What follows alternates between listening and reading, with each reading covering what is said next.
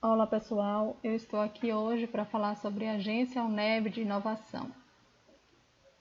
Eu sou Isabela Sampaio, sou internacionalista e administradora, com MBA em Planejamento Estratégico e estou finalizando agora um mestrado na área de Propriedade Intelectual e Transferência de Tecnologia para Inovação. Há 2 anos eu atuo como pesquisadora PIBAT, através do programa da UNEB, para a Bolsa de Apoio à Tecnologia e Inovação. E esses 2 anos de atuação eu tenho aprendido muito, porque também é a área de aderência do próprio mestrado, a todas as áreas praticamente de atuação da agência. Então, vou passar um pouquinho para vocês agora o que é que a gente trabalha, o que é que a gente faz e o que é a agência UNEB de Inovação. Tá? A agência UNEB de Inovação, ela é um núcleo de inovação tecnológica da Universidade do Estado da Bahia. Não sei se vocês já ouviram falar nesse termo. Desde 2004, através da Lei Federal 10.937, que é considerado o marco legal da inovação, o primeiro marco legal da inovação, é uma lei que instituiu a obrigatoriedade da existência desses setores nas universidades, nas instituições que desenvolvem pesquisa. Tá? E desde essa época, a lei ela sugere que é um dever dessas instituições que existam esses núcleos justamente para fazer mapeamento de pesquisa e acompanhamento e orientação de pesquisadores nesses contextos. Tá? Um tempo depois, já 4 anos depois, em 2008, houve a regulamentação do marco no Estado. Por quê? Porque essa lei de 2004, ela diz que é de responsabilidade comum dos estados, municípios e da União regular, apoiar e atender todas as ações relacionadas à inovação. Então, a partir disso, demorou um pouco, 4 anos, mas até se entender ao que estava se referindo nessa época, a Bahia regulamentou a lei também em 2008, que dispõe sobre incentivos à inovação e à pesquisa científica e tecnológica. Então, a partir dessa época, começou a existir alguns projetos de fomento para a instalação desses NITs, dos NIT, que é Núcleos de Inovação Tecnológica. Foi quando surgiu variados NITs de várias instituições e o da UNEB também. Então, o NIT da UNEB ele surge em 2009 a partir de uma resolução que é a 685, e ele é instituído pelo Consul, em resolução. Ele nasce dentro da PPG, que é a Pró-Reitoria de Pesquisa, Ensino e Pós-Graduação, mais precisamente dentro da Gerência de Pesquisa ainda nessa época, porque a inovação ela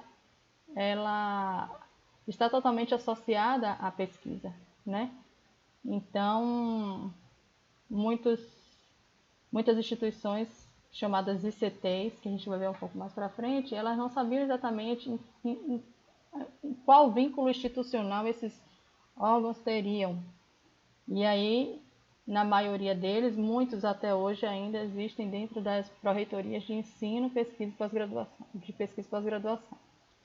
Tá? Nesse contexto, a gente vê uma evolução um pouco da temática de inovação. Veja um comparativo aqui, que de 2004, a gente regula dentro da UNEB ela em 2009.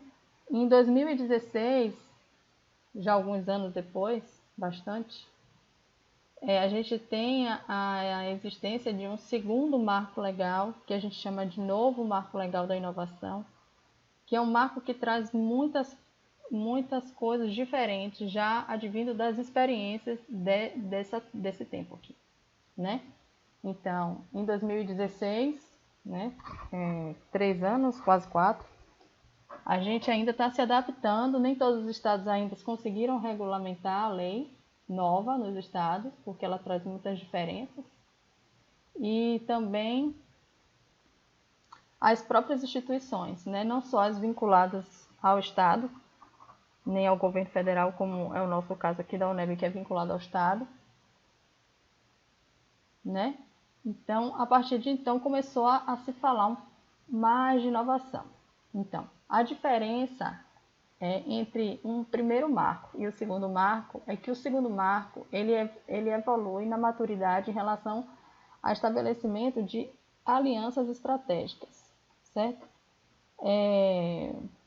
O que são alianças estratégicas? Dentro das universidades, dentro das instituições que desenvolvem ciência, desde a fundação do primeiro marco, era muito importante que essas instituições também tivessem parceria. Isso só foi visto depois do estabelecimento do primeiro marco.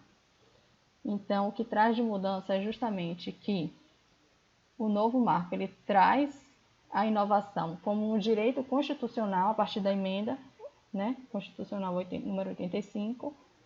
Ele autoriza as alianças estratégicas entre entes do governo, empresas, instituições da sociedade civil organizada, e essa interação para que a inovação de fato aconteça nos locais, nas localidades que mais precisam ser desenvolvidas, tá? E, além disso, ele também traz algumas coisas novas, que é a questão de flexibilização,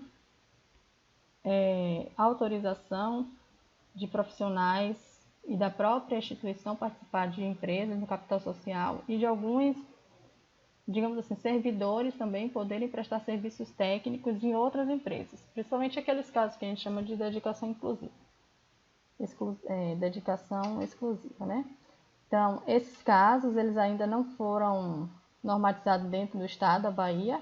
Alguns estados já, como eu já falei, já aprovaram seu segundo marco legal, e a gente aqui na Bahia ainda não. Tá? É um projeto de lei que já foi uma minuta para toda a sociedade, já foi encaminhado para a Assembleia e atualmente está lá na Assembleia aguardando votação do projeto de lei. Bom, dentro da UNEB, o que aconteceu nesse tempo? A gente regulamentou algumas instituições. Por quê? Desde 2009 para cá, o que a primeira resolução dizia? Que a UNEB tinha necessidade de instituir uma política de inovação e geri-la, né? Então, foi isso que foi feito. A agência de inovação, ela construiu uma política de inovação baseada no marco legal, baseada em todo o contexto de inovação e legislação aderente desde aquela época, e construiu a política institucional de inovação. Mas o que é essa política institucional de inovação, né? É a normativa institucional que regula todos os trâmites relacionados à inovação, à propriedade intelectual, à transferência de tecnologia, a parcerias de projetos, a financiamento de projetos que tenham a ver com inovação. Então, nessa política, ela vai dar as diretrizes de como é que ficam as coisas, né? As produções acadêmicas no sentido de produção científica mesmo, de produto e de processo, para dentro da universidade, tá? Além disso, foi criado também o regimento da agência, que é como é o funcionamento desse núcleo de inovação tecnológica, que teve esse nome de agência de inovação justamente para ir um pouco além do que se dizia das questões mais regulamentares, né? E a criação desse programa que hoje eu faço parte e que muitas pessoas também, estudantes da área de inovação, já fizeram parte, é o programa de bolsas PIBAT. Bom, seguindo, então hoje a agência, né, assim como todos os outros núcleos de inovação tecnológica determinados pela lei, pelo artigo 16º, mais precisamente, eles têm a obrigação de zelar pela manutenção dessa política institucional que eu falei para vocês agora, que rege a propriedade intelectual da universidade, da inovação e da transferência tecnológica. Além disso, também a gente precisa estimular a proteção das criações, dos licenciamentos, inovações e outras maneiras de transferir tecnologia. Acompanhar também os processos e pedidos, né, dos títulos de propriedade intelectual. A gente vai ver um pouquinho mais para frente o que é isso exatamente. Avaliar alguns resultados de pesquisa, acompanhar, orientar, não só os pesquisadores da universidade, mas também pesquisadores fora da universidade, dar essa orientação, né? E, além disso, todos os processos de transferência de tecnologia precisam ser negociados e geridos pelo NIT, né, que é a Agência UNEB de Inovação. Bom, além disso, um pouco mais de competências, que a gente precisa também desenvolver alguns estudos relacionados a isso. Então, onde na UNEB existe desenvolvimento de determinado tipo de ação de propriedade intelectual, que vai gerar propriedade intelectual, ou de empreendedorismo, ou de inovação social, certo? Então, a gente precisa ter sempre esses mapeamentos atualizados e estudos de prospecção tecnológica também, tá? Que a gente chama de inteligência competitiva e outros ramos aderentes. Bom, além disso, também essa questão das alianças estratégicas que o novo marco traz, é importante que a universidade esteja, digamos assim, em parceria, né, com toda a sociedade, com o governo, com as empresas, com os membros da sociedade civil organizada, as demais instituições, cooperativas e outros arranjos produtivos. A gente, como NIT, também tem digamos assim, a missão de dar esse acompanhamento também nesse sentido, né? Além disso, opinar sobre conveniências de algumas criações, tá? Se ela é pertinente ou não para a universidade. E o NIT, ele pode ter ou não uma personalidade jurídica própria. O que é que isso quer dizer? Desde 2004, o que é que foi observado? Que muitos núcleos de inovação tecnológica, eles são, digamos assim, eles não fazem parte da universidade, eles são como das universidades, né? Eles podem ser ou uma fundação, ou estar vinculado a uma pró-reitoria, certo? Então, isso é indiferente nesse sentido. Então, existem várias possibilidades. Ele pode fazer parte da mesma personalidade jurídica ou não. Isso depende de cada caso, né? Depende digamos assim, do perfil institucional, certo? Então, agora, o que é que vai acontecer? A gente vai entrar aqui exatamente no âmbito da propriedade intelectual para a gente poder entender um pouco do que é que toda essa temática aí traz da legislação, qual é a importância disso e, de fato, o que é que a Agência UNEB de Inovação faz e o que é que a gente pode apoiar vocês nos projetos, né, de orientação e tudo mais. Bom, o que é a propriedade intelectual, né?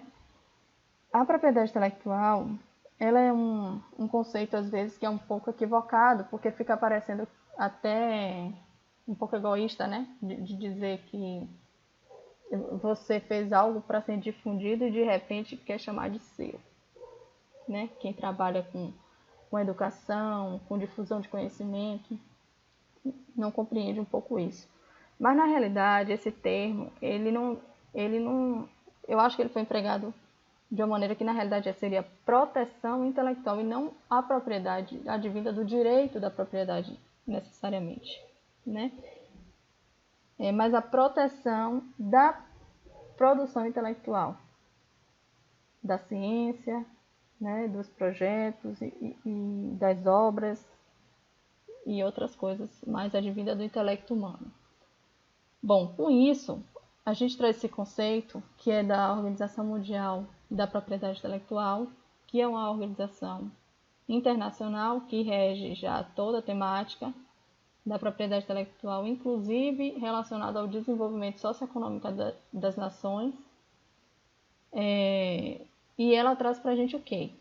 Que a propriedade intelectual constitui, né, direitos relativos às obras literárias, artísticas, científicas, às interpretações de artistas, intérpretes e às execuções dos artistas executantes, aos fonogramas, às emissões de radiodifusão, às invenções em todos os domínios da atividade humana, às descobertas científicas, aos desenhos e modelos industriais, às marcas industriais, comerciais e de serviços, bem como às firmas comerciais e denominações comerciais, a proteção contra a concorrência desleal e todos os outros direitos inerentes à atividade intelectual nos domínios industriais, científico, literário e artístico. Então, veja que a OMP, né, que é a Organização Mundial da Propriedade Intelectual, nesse conceito, ela abarca todo fruto da intelectualidade humana, toda a produção que é fruto da intelectualidade humana.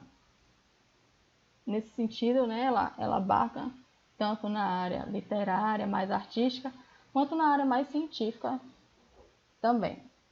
Aí, o que a gente tem aqui mais para baixo?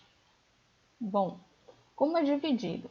O tema de propriedade intelectual, ele é dividido em três. Há algum tempo atrás era só em duas partes, o que era propriedade industrial e direito autoral.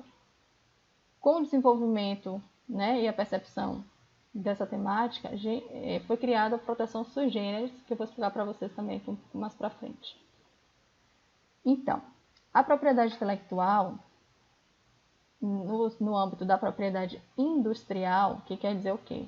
Dentro da indústria, o que pode ser reproduzido pela indústria, ele abarca esses três itens, que é marcas, patentes, desenho industrial e indicações geográficas, certo? Cada um tem sua peculiaridade, eu também vou falar um pouco mais para frente, mas só para vocês entenderem como é dividido.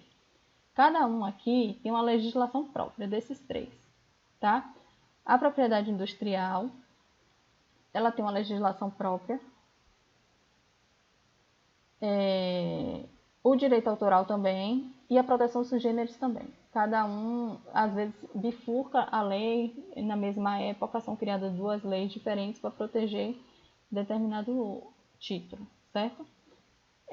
Um outro item que a gente tem dentro da propriedade intelectual é o direito autoral, que é subdividido em direito autoral, direito conexo, programa de computador, que são os softwares e os aplicativos. Tá? E, por fim, a proteção sui generis, que diz respeito ao quê? Ao conhecimento tradicional, às cultivares e às topografias de circuito integrado. Isso vem um pouco depois, né? Mas entrou dentro do escopo da propriedade intelectual, isso é muito importante, a gente vai entender também por que um pouco mais para baixo. A gente começa por marca. O que é a marca, né? A marca, apesar dela ter uma conotação muito comercial e mercadológica, ela é algo que precisa ser mais explorada, não só por esse lado do ganho, mas também do fortalecimento da imagem de uma organização. Uma organização que tem missões e valores, que gostaria muito de ser reconhecida na sociedade, precisa também se importar um pouco mais com a questão da marca. Então, de acordo com o INPI, que é o Instituto Nacional da Propriedade Intelectual e Industrial, que regulamenta todos os trâmites de marca, ele e a lei, né, diz que a marca é qualquer sinal distintivo que é visualmente perceptível, identifica e distingue produtos e serviços, bem como certifica a conformidade dos mesmos. Direito de uso exclusivo só no território nacional, em seu ramo de atividade econômica, e ao mesmo tempo sua percepção pelo consumidor pode resultar a agregação de valor aos produtos e serviços. Então, olha só, aqui eu coloquei alguns tipos de marcas para vocês entenderem o que se refere ao sinal distintivo, que na realidade é a imagem, tá? No Brasil, a gente só pode fazer registro de imagem. Em alguns países do mundo, a gente ainda pode registrar outros tipos de marcas, que a gente chama de marcas ápticas, que são as marcas táteis, que a gente pode pegar e sentir, né, com o tato, justamente para pessoas que têm deficiência visual. A gente tem as marcas olfativas, que são essas, digamos assim, se vocês prestarem atenção, algumas empresas, quando você vai num shopping, você sente um aroma diferenciado. Aquilo ali é uma marca olfativa que aquela empresa criou, certo? Aqui no Brasil não é passível de registro, mas em outros países sim. Nos Estados Unidos é passível de registro. Você registrar o aroma da sua organização. Então, existem estudos de marketing também, que chama marketing olfativo, e empresas que trabalham desenvolvendo o aroma ideal de acordo com o seu tipo de negócio, o seu ramo de atuação de uma determinada organização, tá? Mas isso não serve no Brasil para registro, certo? Serve para você criar um ambiente da sua organização, serve para você até fortalecer aquela impressão, né, da imagem da sua organização. Bom, a gente tem vários tipos de marca e a possibilidade de fazer registro também. A marca nominativa, que é só o nome sem figura, sem desenho, só pode ser textos e números. E a marca figurativa, que são só desenhos e figuras, tá? Além disso, a gente tem a mistura delas duas, que a gente chama de marca mista, que pode ser a combinação de letras, números e um desenhozinho, tá? Aqui a gente está vendo exemplo de algumas marcas, essa também é da UNEB, que é do repositório Saber Aberto, e é uma marca mista. Por que é uma marca mista? Porque ela tem tanto imagem, desenho, quanto nome, tá? Então a gente pode considerar ela como marca mista. A gente também tem um tipo de registro que chama de marca tridimensional. A marca tridimensional é justamente esse exemplo aqui, ó, do chocolate Toblerone, tá vendo? Porque ela é um triângulozinho, né? Então, digamos assim, a representação gráfica dela é em 3 dimensões, não só são 2 dimensões, como está aqui as outras retinhas. Então, esse tipo de marca ela é conhecido como tridimensional, também passível de registro, tá? A diferença é que a gente precisa apresentar sempre no registro um desenho em terceira dimensão para que o avaliador ele consiga identificar todos os lados, né, do que a gente queira registrar. Bom, além disso, a gente tem aqui uma marca de uma cooperativa, tá? Cooperativa agroindustrial, que eu queria mostrar para vocês, porque é possível também a gente fazer registro de marcas coletivas. O que é marcas coletivas? Até então, isso aqui são marcas individuais, tá vendo? Aqui é marca da UNEB, aqui é marca da UNEB, aqui é marca, né, dessas organizações aqui. E aqui também. Aqui é uma marca coletiva, que não é de um só, tá?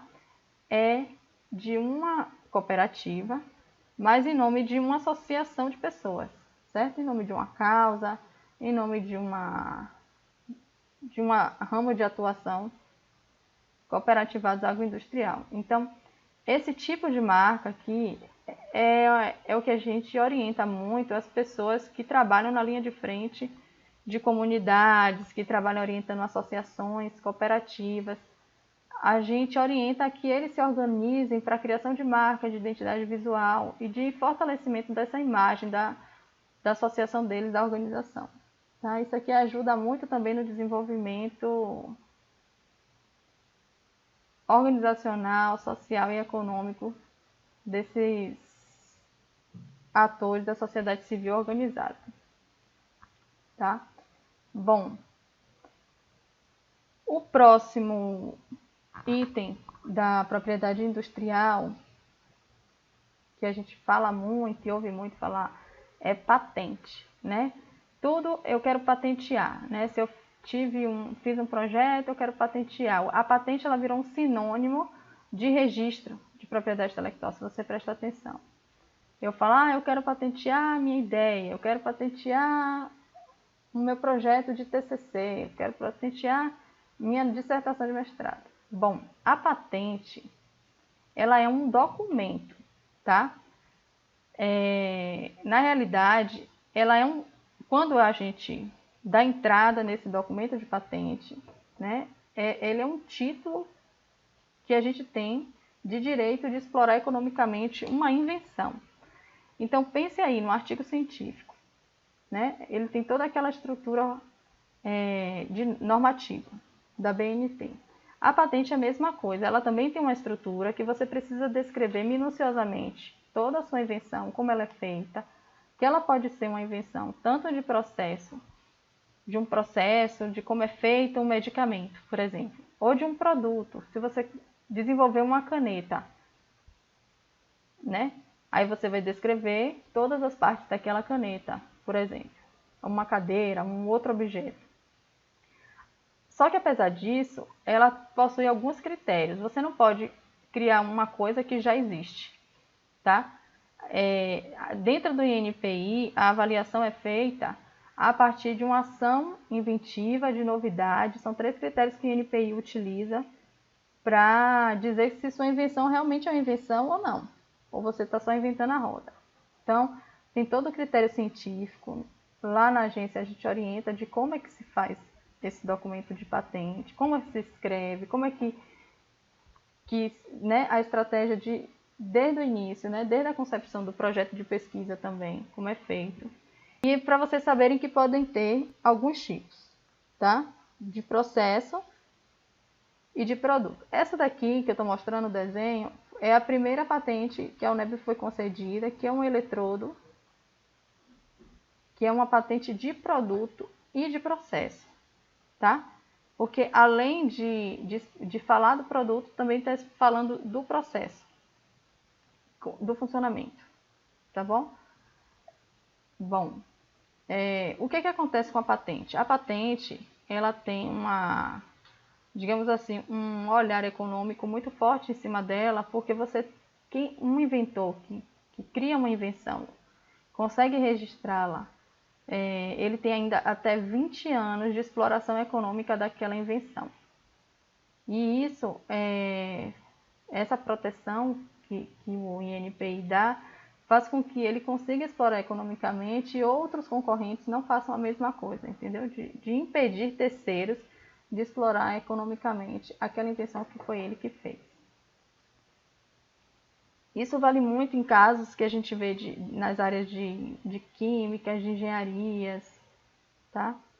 Bom, o próximo item da propriedade intelectual que a gente vai ver é o desenho industrial. O desenho industrial é um pouco parecido com a patente, porém é um quesito mais de ornamento, tá? É a forma plástica, como está dizendo aqui no descrito, ornamental de um objeto. Por exemplo, o desenho de um smartphone, como ele foi concebido, né? Foi registrado como desenho industrial. Uma máquina de lavar. Por que ela foi concebida dessa forma, esse desenho? Então, ela também foi registrada como desenho industrial, tá? Então, é um conjunto ornamental de linhas e cores que pode ser aplicado num produto proporcionado visual novo, isso é importantíssimo, e original. Então, se já existe esse desenho da máquina de lavar, eu não posso dar entrada, posso até dar entrada, mas vai ser negado e eu vou gastar dinheiro à toa. No mesmo desenho, numa mesma invenção. Isso serve para tudo, que eu já falei até agora, tanto para marca, quanto para patente, quanto para desenho industrial, certo?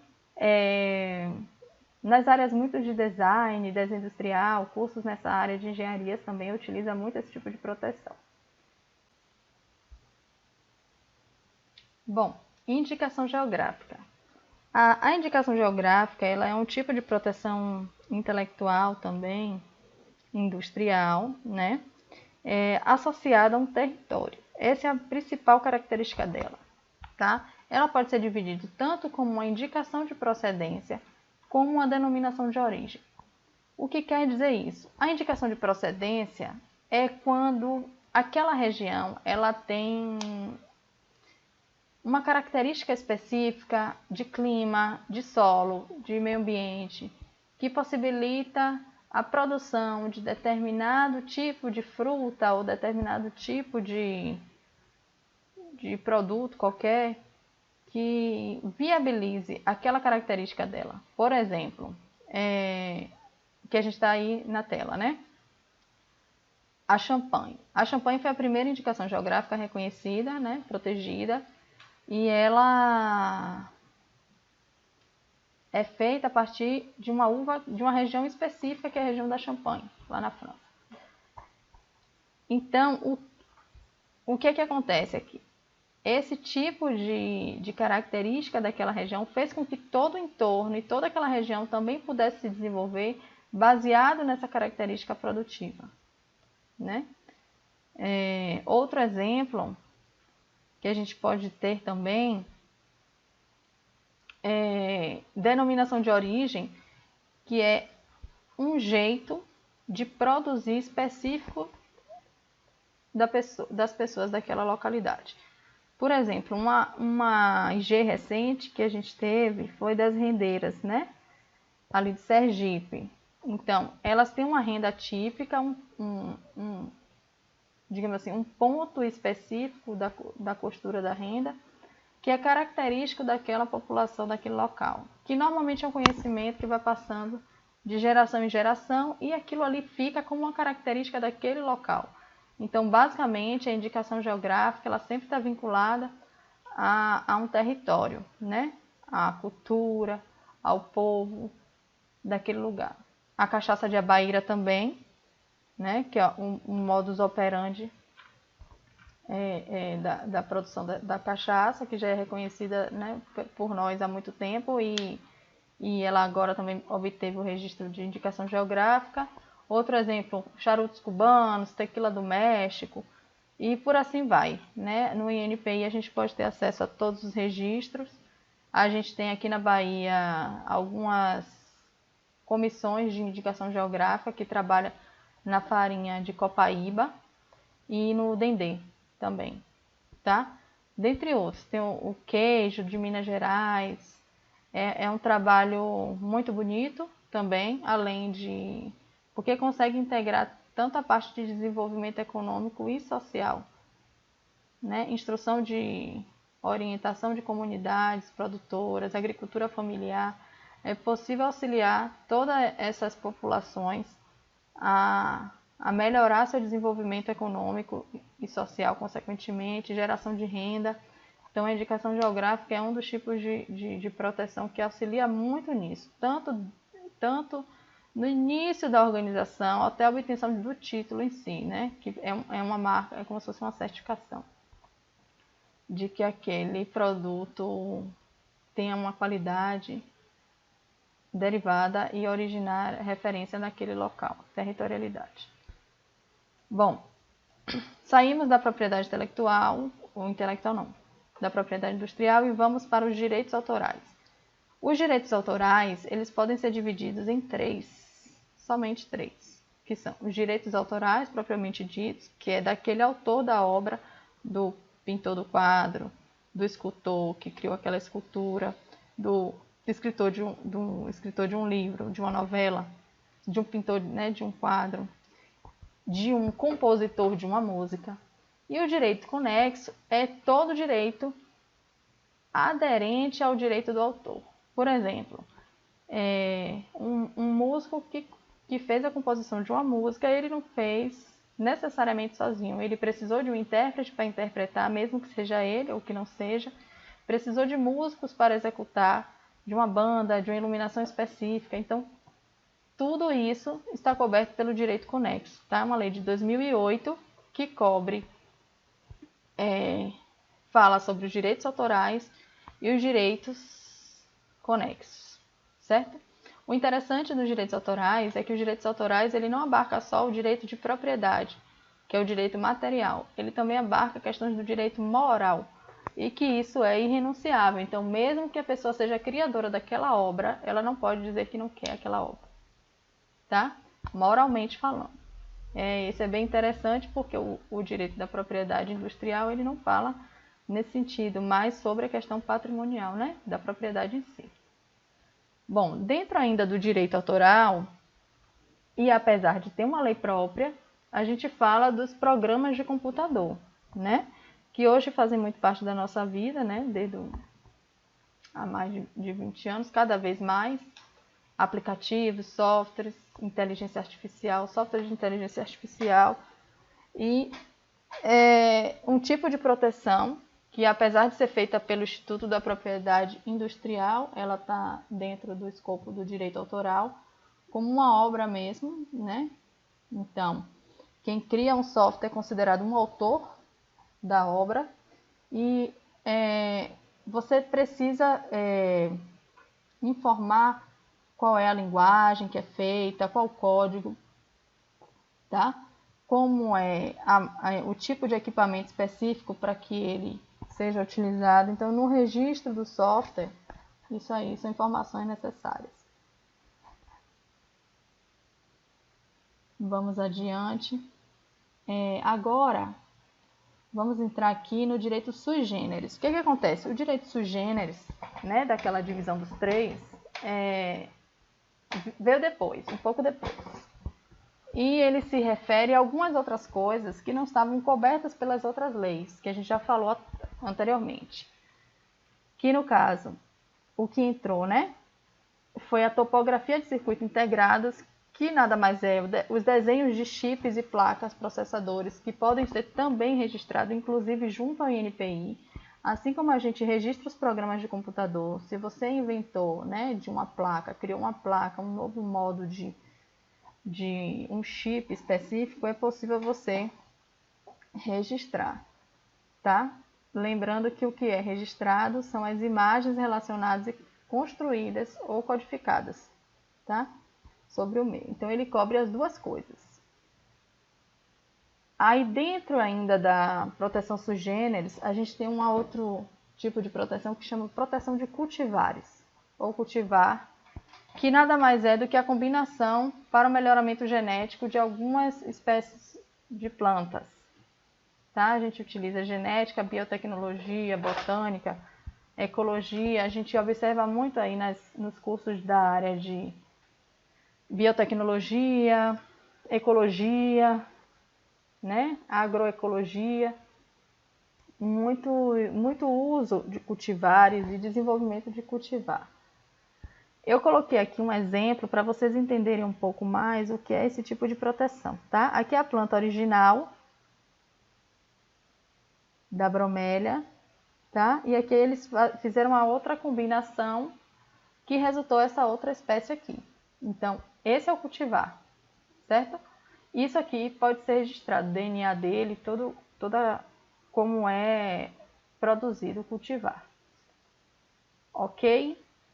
Bom, além do cultivar, e a nossa última título de proteção aqui ainda dentro do sui generis, chama-se de conhecimentos tradicionais. Os conhecimentos tradicionais, por muito tempo, eles não eram, digamos assim, reconhecidos, né? Porque muito se perdia com o tempo, muito do que se conhecia também foi apropriado e registrado por outras pessoas. E hoje a gente tem uma lei que permite o registro desses conhecimentos tradicionais. O que é que eu estou falando dos conhecimentos tradicionais? São conhecimentos de populações, comunidades, de ancestrais nossos. Por exemplo, comunidades quilombolas, comunidades indígenas e outras pessoas, né, outros povos que têm conhecimentos que normalmente são passados também de geração em geração. E aquilo vai correndo no tempo, mas sem um registro científico, nem sem um registro por escrito de alguma coisa. Normalmente são conhecimentos passados de boca a boca, tá? Valores e outros tipos de coisa. Então, o que acontece? Bom, o próprio folclore, ele pode ser considerado como um conhecimento tradicional, né? A gente colocou aqui algumas imagens. O conhecimento em relação à cura e ao tratamento de doenças através de ervas, que muitos povos já indígenas já desenvolviam antigamente, que é utilizado até pela indústria farmacêutica hoje. E a combinação, né, de raízes antigas e que foi passado muitas vezes para filho. O que acontece? Atualmente, a gente tem uma lei que regulamenta todo o registro de pesquisa que manipula esse tipo de conhecimento. Manipula, que eu estou te dizendo, que tem acesso, na realidade, né? Tem acesso a algum conhecimento tradicional. Então, se eu estou aqui desenvolvendo uma atividade de pesquisa no meu campus, que eu vou fazer entrevistas com algumas pessoas, que eu vou entender um pouco sobre questões de ervas, medicamentos ou manipulação de alimentos daquela região específica, que eu sei que aquilo ali é um conhecimento que foi passado de geração em geração, eu preciso realizar obrigatoriamente um cadastro para informar que eu estou acessando aquele conhecimento, tá? Por que isso? Porque por muito tempo, principalmente na Amazônia, muitos países estrangeiros tiveram acesso à fauna e à flora do Brasil para desenvolver ciência e tecnologia, medicamentos e outras coisas, né? E esse registro foi feito fora, ao invés de ser feito aqui dentro do Brasil, né?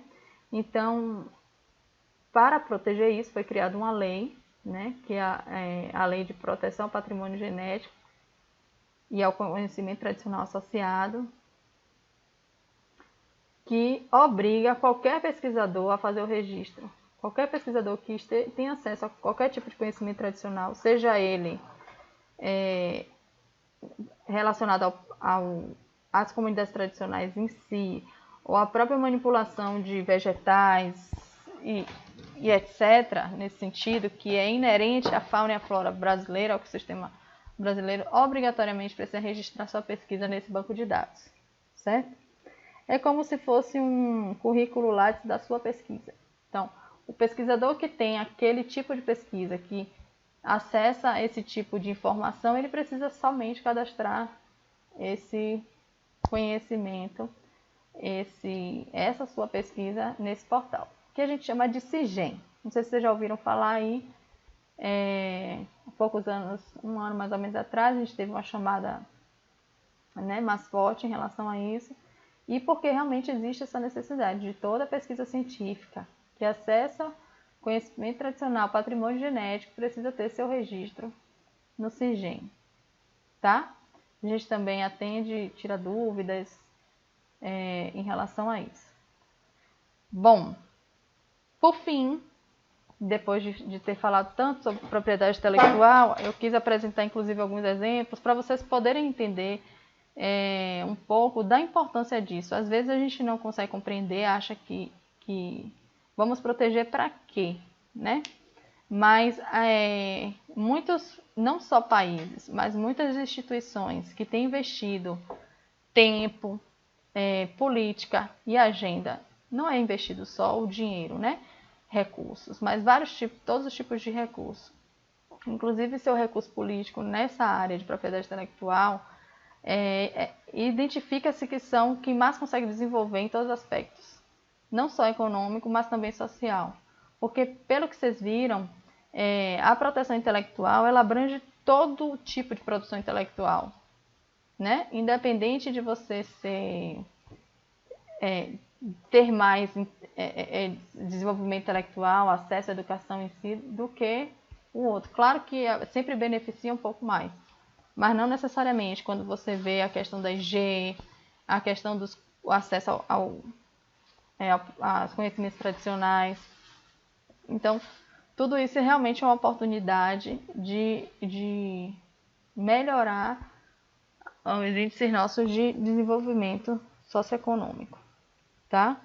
É como se fosse, não é como se fosse, é de fato um reconhecimento pela criatividade humana, né? A proteção naquele momento para que aquela comunidade, aquela localidade, aquela sociedade, ela possa se desenvolver com sua produção científica, com a sua produção artística, com a sua produção tecnológica e consiga desenvolver por um determinado período de tempo, tá? Dentro da universidade, por que isso também é importante? Porque aqui, principalmente na UNEB, a gente tem acesso a muitos tipos de realidades, né? Então a gente tem, cada campus tem sua peculiaridade, tem seu desenvolvimento muito relacionado à vocação daquele local e aquela vivência, né, no local. Então, imagine, dos 24 campos que a UNEB tem, cada um desses com suas peculiaridades, realmente é possível fazer um grande trabalho nesse sentido, né, de registro, de entendimento sobre propriedade intelectual, de angariar recursos para os projetos de pesquisa, de ter mais visibilidade, né, em relação às pesquisas que são desenvolvidas, parcerias, estímulo, né, à inovação, alguns projetos também que a própria universidade tem nessa área, enfim. Eu quero falar um pouco agora sobre inovação, porque também é uma temática que a gente trabalha muito e a gente tem um conceito de inovação e recentemente a gente teve algumas publicações que expandiram esse conceito, que isso é muito positivo para dentro da universidade. O primeiro é que quando a gente começa a estudar sobre inovação, a gente começa a estudar sobre descobertas, invenções, e a gente não sabe exatamente o que é o que. Inovação, o que é descoberta, o que é invenção, tudo se mistura um pouco. E para entender inovação é necessário diferenciar cada coisa. Tá? A gente traz logo esse conceito de descoberta, que o que é descoberta? A descoberta é algo que já existe na natureza, que já existe e que ainda não foi, digamos assim, identificado pelo homem ou pelo saber científico, digamos assim, tá? Que ele ainda precisa de uma validação social, que é o caso da existência do universo, do próprio átomo, tá? Então, se alguém descobriu algo que já existe, ele não inventou aquilo. Existe uma diferença grande em relação a isso, tá? Então, o que é a invenção? A invenção é justamente o uso, às vezes, de uma descoberta para criar algo diferente, ou, né? Ou não. Aqui a gente traz alguns exemplos, até um pouco engraçados, de algumas invenções, né? Essas invenções que vocês estão vendo aqui, que isso aqui não tem como ser uma descoberta, isso aqui realmente foi uma criação, né, do homem. Um capacete, dois capacetes, né, digamos assim, um chapéu, bicicleta e um avião.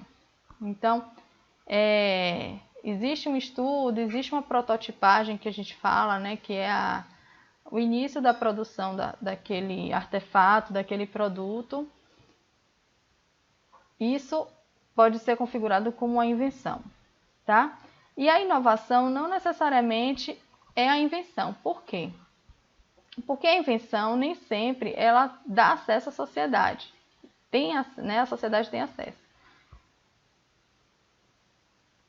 A invenção ela só é considerada uma inovação quando ela é usada pelas pessoas, ou quando ela vai para o setor produtivo, quando as pessoas falam assim, quando vai para o mercado, é inovação. O que é esse ir para o mercado? O que é esse ir para o setor produtivo, para a sociedade? Nada mais é o que a gente consome, é o que a gente usa, né? Não só comercializa, mas a gente utiliza. Então, tem determinadas coisas que modificou nossas vidas nos últimos anos, né? Que a gente vai ver um pouquinho mais para frente, que são hábitos. Então, por exemplo, a gente utilizar aplicativos como o WhatsApp. Há 10 anos passados a gente não tinha nenhum smartphone praticamente, né? Que dirá entender essa lógica da virtualização dessa maneira. Então, tudo isso são inovações que vão mudando também os nossos hábitos de vida. Então, houve uma mudança de comportamento, houve uma transformação. É inovação, tá? Aqui eu trouxe alguns exemplos. Netflix, que hoje todo mundo conhece e usa, né, praticamente. Tablets, ar-condicionado, a TV, que eu vou mostrar um pouco mais adiante, a evolução da televisão, o próprio código de barras. Hoje a gente tem o QR Code, que também é uma maneira de leitura, né, de dados e tudo. E aqui a gente tem esse conceito de algo novo que gera um negócio, mas não necessariamente um negócio em si, mas a transformação de um comportamento também, tá? Bom, e a gente tem um resuminho aqui entre descoberta, invenção e inovação. A descoberta, ela gera um conhecimento. Foi identificado aquilo através da minha pesquisa, aquilo está na natureza. Tá? Um novo tipo de bactéria. Foi identificado um novo tipo de fungo presente na folha do eucalipto, né? É uma descoberta. Está lá na natureza, é uma descoberta. A invenção é o que você vai fazer com aquilo. Com aquele fungo, você vai fazer o quê? Gerou um novo conhecimento, gerou um protótipo. Bom, com aquele fungo eu vou criar um medicamento para pragas, sei lá, para plantas, entendeu? E a inovação é quando aquele produto que você criou, o medicamento, ele de fato tem uso na sociedade, tá?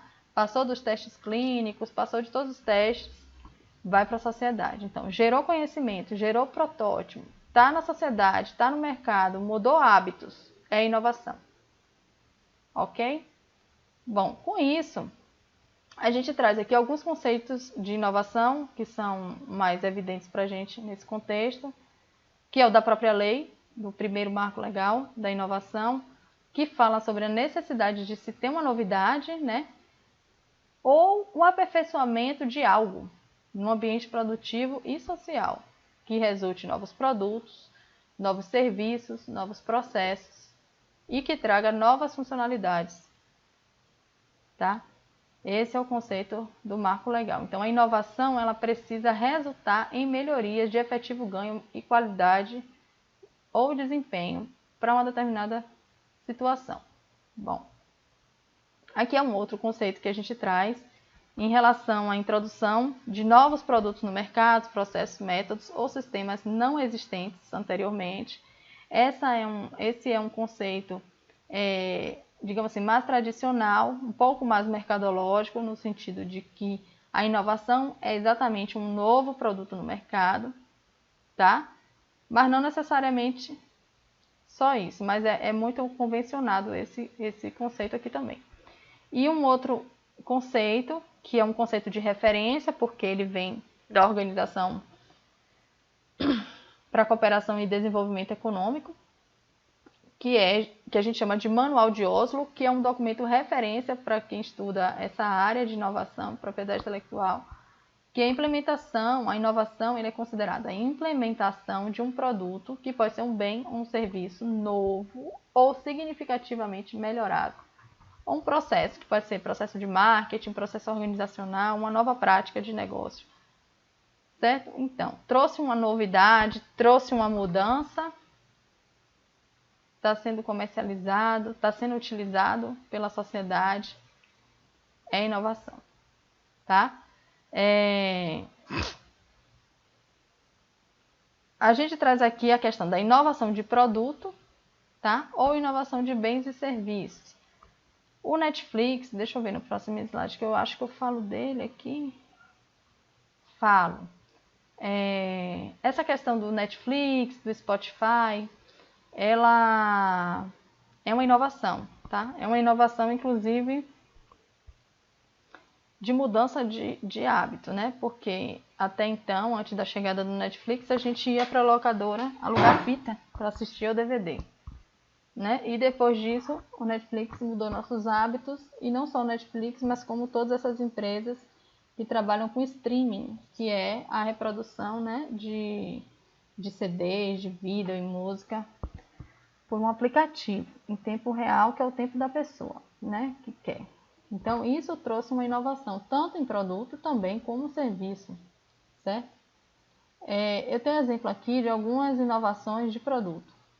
A criação de algumas placas, processadores, que ele na época era conhecido como uso de novo conhecimento e novas tecnologias, né, com a criação do computador, porque o primeiro computador era quase o tamanho de uma sala de aula e o primeiro computador precisava de 800 quilômetros de fio.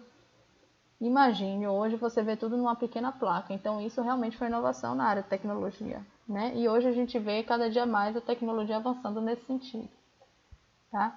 A inovação, ela também pode ser em produtos assim, ó, tipo um melhoramento, tá?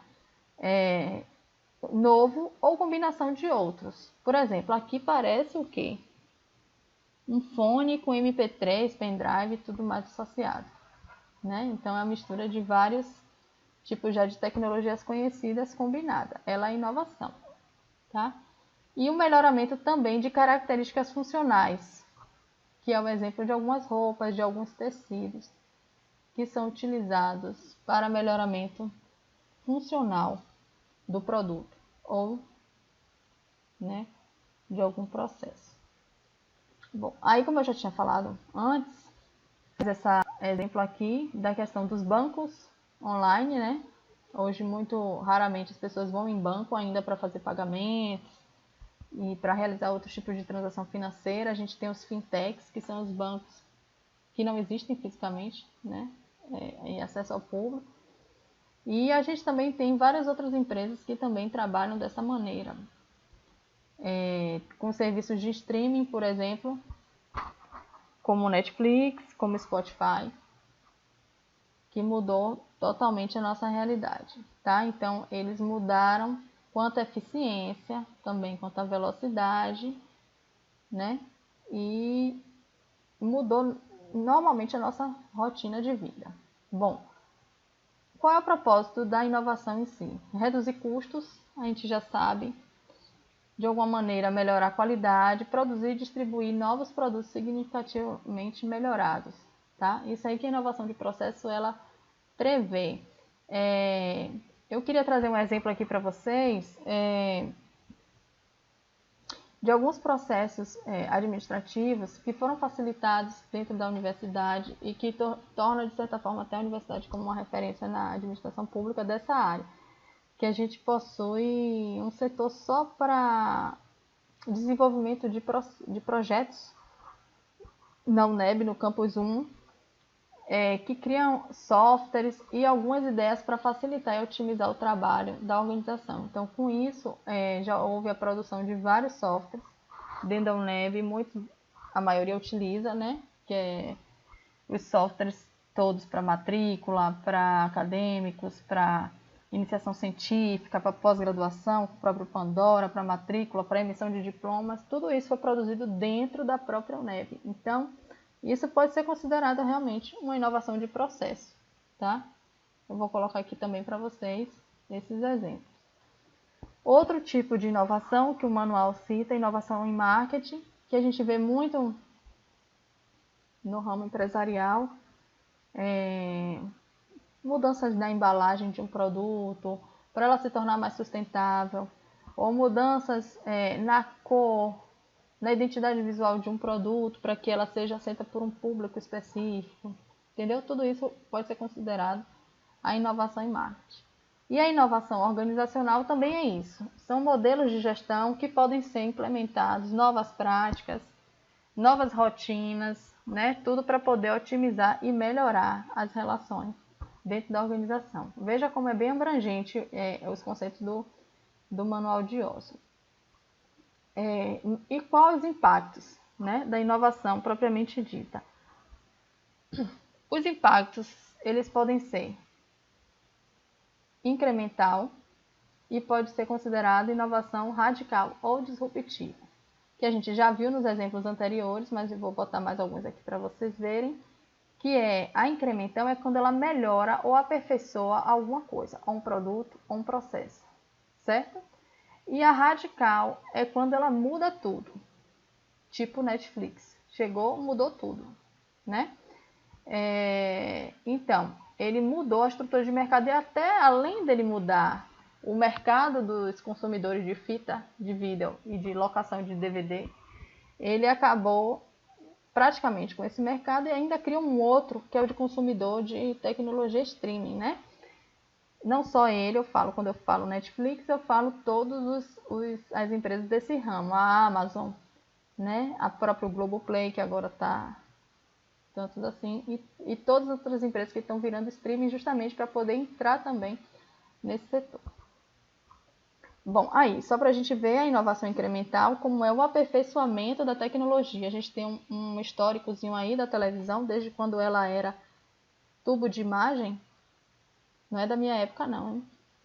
E aí ela vem evoluindo, né, até virar tela plana e hoje a gente conhece as Smart TVs, que até ligam e desligam sozinha, praticamente, com a internet das coisas, né? Então a gente pode considerar isso como uma inovação incremental, que foi só um melhoramento, um aperfeiçoamento daquela tecnologia durante o tempo. E a inovação radical, que eu já falei, ou disruptiva, olha só o exemplo que a gente deu. Aqui ainda está o exemplo da fita para o DVD, né? Mas a gente já está em outro tempo, tá? E dos aparelhos de som MP3, iPad, iPod para os smartphones.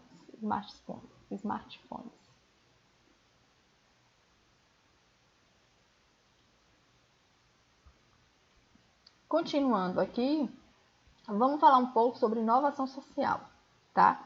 A inovação social, ela não tem um estudo muito grande em relação a isso.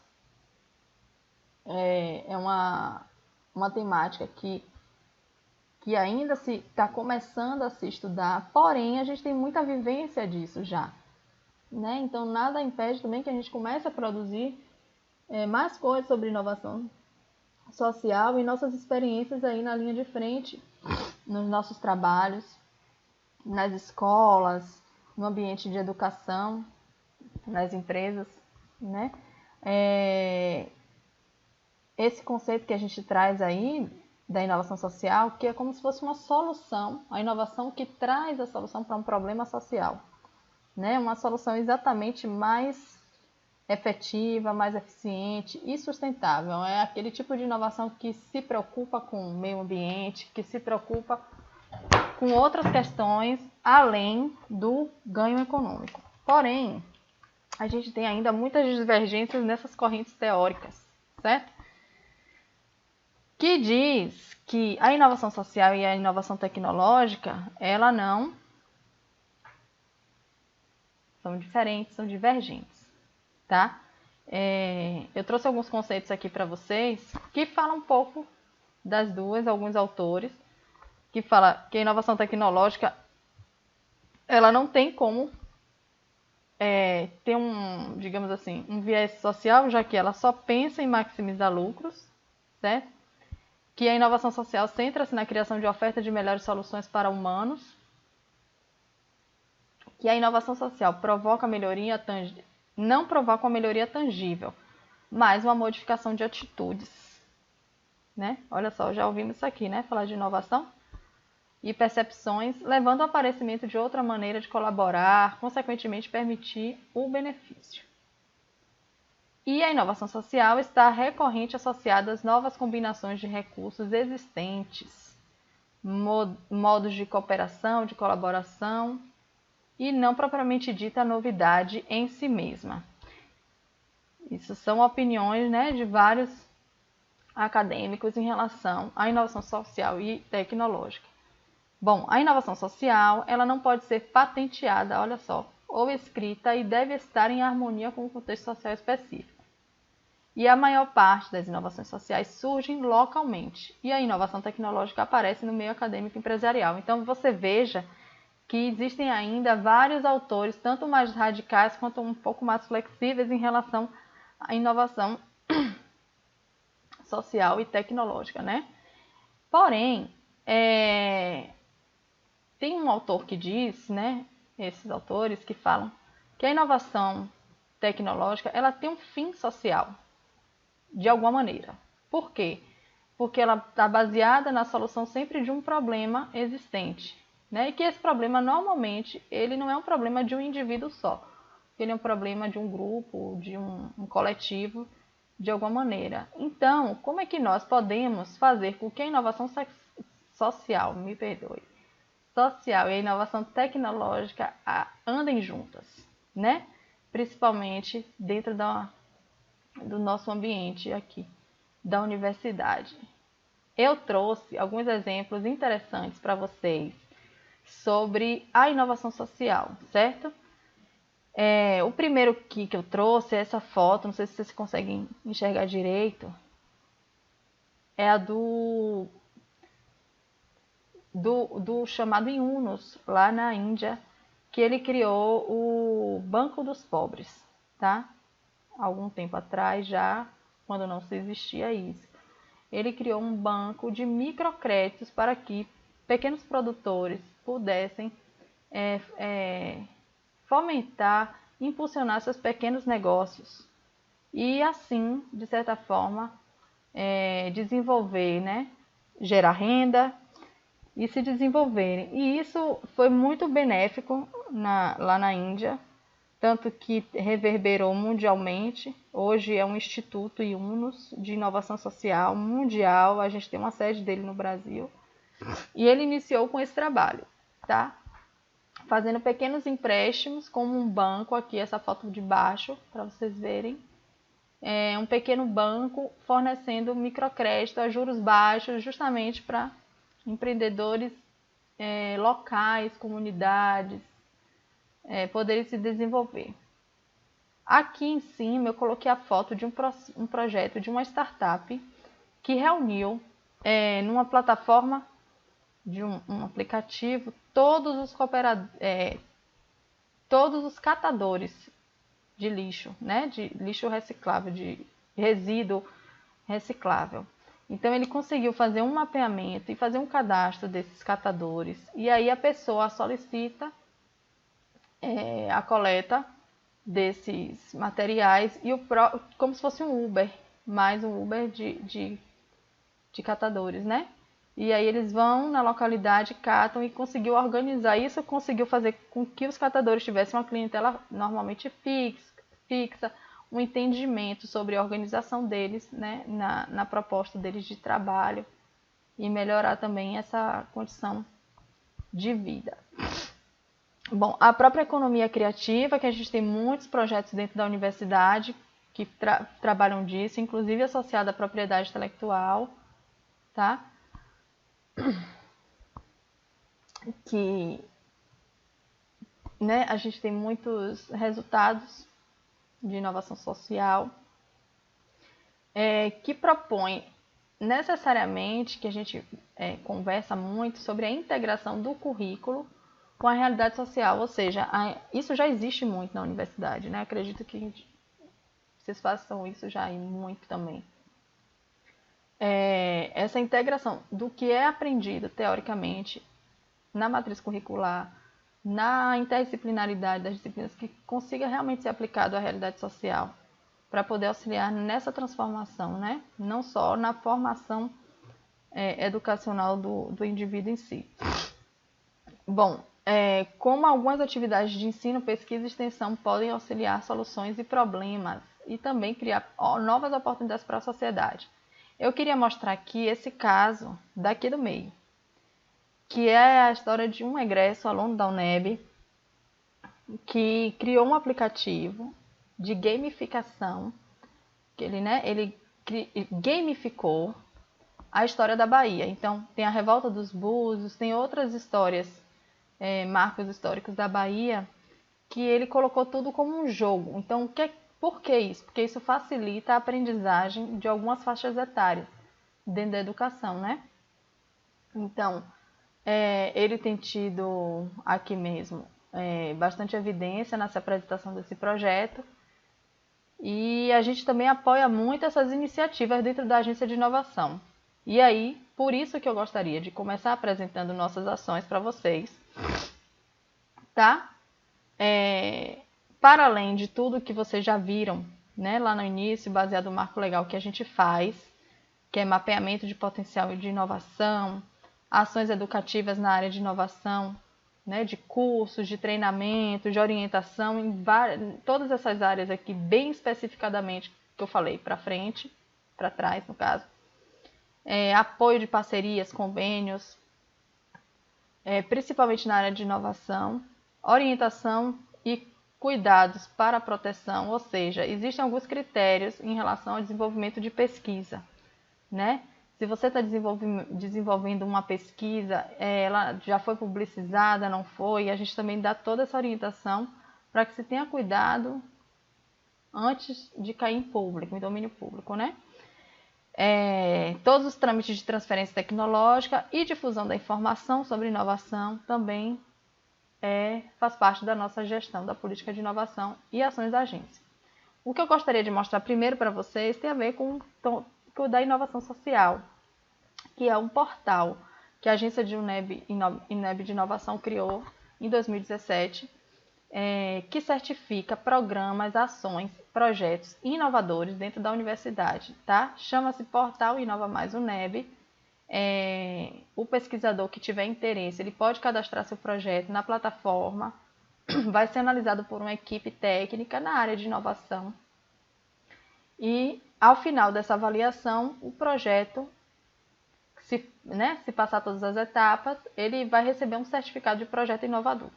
Esse certificado pode ser cadastrado no currículo Lattes também, como uma premiação que a gente recebe, né, em relação ao nosso projeto. Eu vou mostrar na prática aqui para vocês, eu gostaria que vocês anotassem aí, Inova Mais UNEB, tá? É o site Inova Mais UNEB, é um portal que tem todos os projetos. A gente recebe projetos, avalia e certifica, tá? Esse é o layout do site, para vocês verem lá. E ele vai explicando exatamente do que se trata, né? A gente entende o potencial da UNEB diante a vastidão da multicampia, da importância da pesquisa em diversas áreas que a UNEB desenvolve, inclusive na área de educação e ciências humanas, que corresponde a quase 70% dos cursos da universidade. Então, as competências na área de educação e de ciências humanas é muito grande e que isso de fato precisa ser, digamos assim, mais publicizado, mais valorizado e mais orientado no que se refere à inovação. Por isso que a gente está aqui, né, se colocando à disposição também de vocês, tá? Eu vou mostrar um vídeo bem rápido sobre um dos projetos também de um outro aluno de mestrado na área de educação e tecnologia aqui do Campus 1, que ganhou esse certificado. Ele submeteu, foi aprovado, e eu vou mostrar para vocês aqui agora rapidinho, tá bom?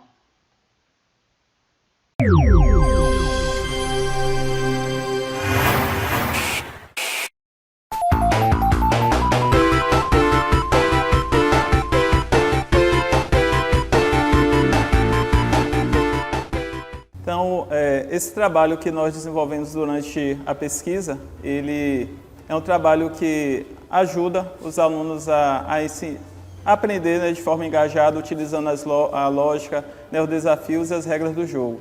Como é que isso funciona? Na verdade, os alunos, esse jogo é um jogo que ele foi construído para se trabalhar com alunos do Ensino Fundamental 2, da disciplina de História, e aí eles saem daqui, né, dessa base, certo? Do início do jogo, e a partir desse elemento aqui que é o dado, certo? Com a numeração de 6, nós conseguimos, ele vai avançando e a cada casa que ele cai, existe um desafio a ser realizado. Esses desafios estão relacionados a fique sabendo, a localização, a desafios relacionados a guerras e conflitos, a dança, desafios de movimento-se, e também questões que estão relacionadas ao próprio ensino de história. Então, nesse processo, o aluno ele vai aprendendo, se divertindo e resolvendo vários problemas. Inclusive, esse nosso trabalho ele funciona a partir do ensino baseado em problemas, certo? Porque a gente sai desse processo de abstração e vimos para um processo de ensino onde o aluno ele consegue entender melhor esse processo de aprendizado, porque nós conseguimos contextualizar ele dentro dessa lógica aqui, né, desse jogo que a gente está mostrando para vocês. Inicialmente, esse trabalho ele foi feito para a disciplina de História, né, como eu falei para os alunos do Ensino Fundamental 2, mas como nós vimos a possibilidade de ele ser aplicado para outras disciplinas, nós procuramos alguns professores parceiros da Universidade do Estado da Bahia para aplicar também. Então, inicialmente, nós procuramos o professor Carneiro Leão, do curso de Administração, onde nós construímos um jogo para disciplinas de administração. Então, nele nós podemos aplicar, né, os conteúdos da disciplina e verificamos que eles tinham um potencial muito grande para a disciplina. Depois, nós procuramos o professor Marcelo Peixoto, do curso de Fisioterapia para a disciplina de Corporeidade, onde nós fizemos todo um jogo, né, parecido com essas bases aqui, para aplicar junto aos alunos. E também nós fizemos um trabalho de formação de professores com o PIBID da UNEB, né, de pedagogia, onde também as professoras a gente ensinou como criar um jogo semelhante a esse. E atualmente, né, nós estamos com uma parceria com o Núcleo de Educação à Distância da UNEB, onde a gente está desenvolvendo todo o planejamento a partir da gamificação desse ambiente virtual de aprendizagem. E hoje também nós somos já uma empresa, né, porque esse trabalho ele cresceu, ele já se desenvolveu bastante, inclusive a agência de inovação ela considera esse trabalho um trabalho bastante inovador por conta de que a gente está trabalhando com o desenvolvimento de uma inovação de processo.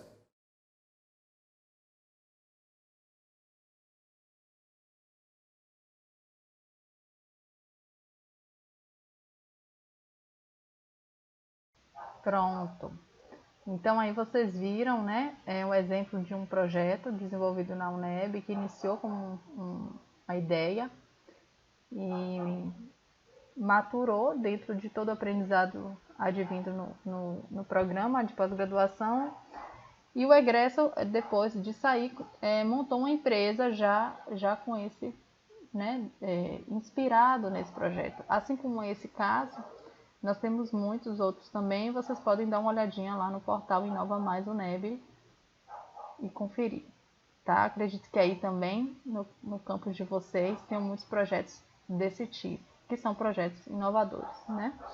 Bom, a nossa próxima ação que eu gostaria de apresentar a vocês é o Inova Praxis, que é um programa de acompanhamento a alunos do programa de inovação tecnológica. Vocês conhecem muito bem já há alguns anos o edital de iniciação científica, a jornada de iniciação científica, acredito que já ouviram falar. E através desse edital são selecionados 30 bolsistas também, vinculados, né, aos projetos e aos pesquisadores para inovação tecnológica. Então, se você tem um projeto, aí o docente tem um projeto que tenha um perfil inovador, é passível de submeter para esse tipo de bolsa, né? Cada docente tem direito a 3 alunos de graduação como iniciação tecnológica, e a gerência de pesquisa dentro da PPG e a agência de inovação faz esse acompanhamento no sentido mais da inovação, orientações em relação à propriedade intelectual em diversos casos, certo? Desses casos todos que falei lá em cima, né? Desde a marca, da indicação geográfica, acesso ao patrimônio genético, conhecimento tradicionais, inovação social, tudo relacionado a essas temáticas, a gente faz acompanhamento desses bolsistas e dos docentes também. Bom, olha lá os conceitos desse projeto, né? Que é acompanhar, orientar docentes, discentes da inovação tecnológica e iniciação tecnológica. Promover a vivência do estudante na temática da inovação, porque na realidade essa temática da inovação ela praticamente só chega ao nosso conhecimento em nível já de pós-graduação, praticamente, e olhe lá, tá? E como é que é uma temática tão importante para o desenvolvimento social e econômico do nosso país, né? Então a gente precisa de fato levar mais para a base da educação um pouco mais sobre a inovação. Não só a inovação tecnológica, que hoje é uma coisa muito presente nas nossas vidas, no nosso dia a dia, mas também inovação social, né? Vejam alguns exemplos de transformação mesmo das realidades através da tecnologia que aconteceram, né? O uso da tecnologia como uma ferramenta. Além disso, estabelecer parcerias com outras instituições, com outras universidades, com empresas, tudo isso a gente faz esse acompanhamento no programa de iniciação tecnológica, tá? Promover articulação, acompanhamento pela agência de inovação e estimular a criação de espaços de empreendedorismo e inovação.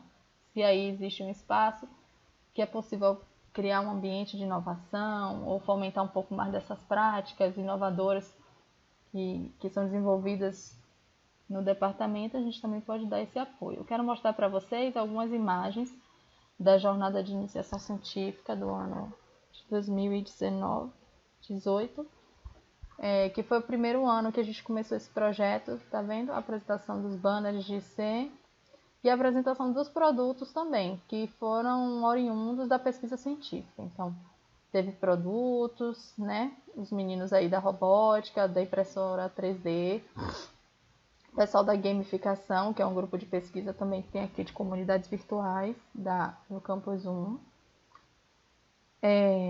Todo mundo na feira tecnológica. Observe que a gente conseguiu trazer alunos do ensino médio também, da rede estadual, para prestigiar o evento e ter acesso a um pouco mais dessas novas tecnologias, né, dentro da educação. Olha lá o jogo que eu falei, da História da Bahia, né, Revolta dos Búzios.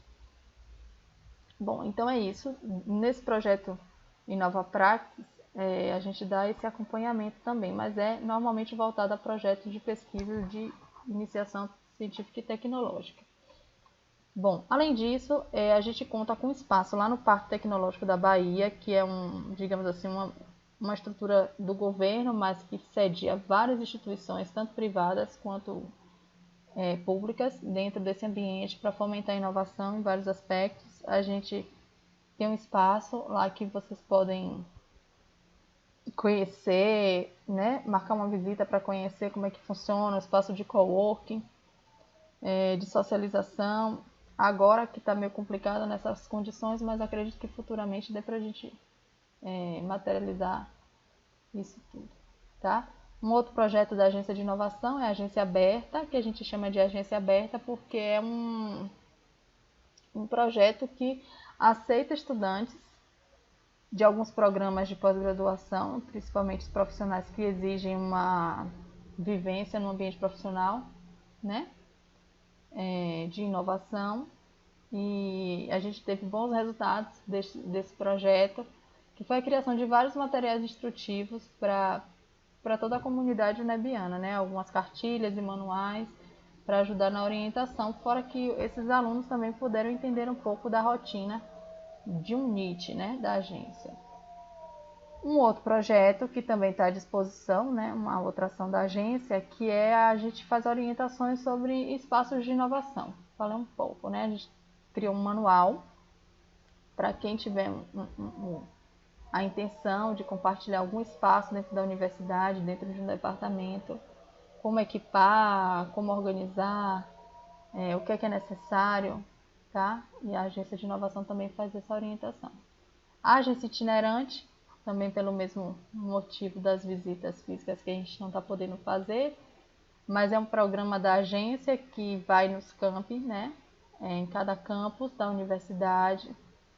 Normalmente a gente atende pela demanda que é solicitado e a gente vai, conversa, faz mapeamento de pesquisa, faz orientações em relação à propriedade intelectual, como é feito, tá? As transferências tecnológicas. O que são transferências tecnológicas? Depois que a gente faz o registro da propriedade intelectual, digamos assim, vou dar um exemplo bem prático. A UNEB criou um sistema, né? Um sistema de iniciação científica, que a gente colocou aí, que é o SONIC. A gente registrou junto ao INPI, é um programa que é da UNEB. E aí? O que a gente pode fazer? A gente pode difundir esse programa, não é? Fazer com que outras instituições também sejam beneficiadas por uma tecnologia que foi desenvolvida aqui dentro. E foi isso que foi feito, né? Os gestores começaram a fazer essa divulgação de alguns programas que a UNEB desenvolve para melhoria de processos de gestão dentro da universidade. E muitas outras universidades gostaram muito e solicitaram essa transferência. Então, isso conta muito no processo de inovação, porque no final das contas, essa multiplicação, essa socialização, que é o que conta muito nos indicadores de inovação, que a gente chama de transferência tecnológica. A UNEB conseguiu realizar já cerca de 5 esse ano, né? No final de 2009 para agora. 5 transferências tecnológicas de alguns softwares que já são usados há algum tempo dentro da universidade, que agora serão usados por outras instituições também, né? Que principalmente são os programas dentro da PPG, que é o SONIC, de iniciação científica, o Pandora, que é o que faz a gestão dos programas de pós-graduação, e o CIP, que é a gestão dos projetos. Certo? Então, são programas da UNEB registrados, mas estamos em trâmite de transferência para outras universidades, né? Irmãs, que são as estaduais, e outras fora do estado também. Bom, acho que falei demais. Estou aqui para agradecer a oportunidade, tá? Eu gostaria de falar algo que eu esqueci no início, que a gente está num processo de saída de dentro da pós-graduação da PPG. Já saímos para a reitoria, né, que é justamente um processo natural dos núcleos de inovação tecnológica. E a UNEB iniciou o NIT dentro da PPG e agora esse ano está indo direto vinculado à reitoria. Isso vai facilitar muito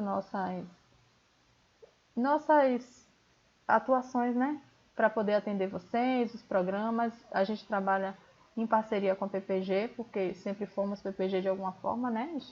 Estamos dentro da PPG, mas também para que a gente possa atender outros setores além da pós-graduação. Então, agradeço a vocês, me coloco aqui à disposição em nome de toda a agência de inovação para dúvidas. Podem mandar e-mail para a gente, né? Porque a gente está atendendo pelo e-mail, todo mundo está trabalhando remotamente.